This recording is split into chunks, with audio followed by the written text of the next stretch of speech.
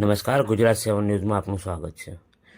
Botad cyber crime બ્રાન્ચને એક મોટી સફળતા મળી છે, જેમાં બોટાદ શહેર રહેતા ઝુંબેર સિકંદરભાઈ અને વઢવાણના આર્યન આરીફની સાથે છેતરપિંડીના બનાવ બન્યા હતા, જેમાં સાયબર પોલીસે માનારામ ભાખરારામ બિશ્નોઈ અને વિકાસ દિનેશકુમાર બિશ્નોઈની ધરપકડ કરી 6.40 લાખ રોકડા, અલગ અલગ બેંકોના 86 એટીએમ, અલગ અલગ બેંકોની 23 ચેકબુક, અલગ અલગ બેંકની 5 પાસબુક, બંધન બેંકની seal pack kit 2, counting machine, mobile 1, sim card 1 મુદ્દામાલ જપ્ત કરીને આગળની કાર્યવાહી હાથ ધરી છે।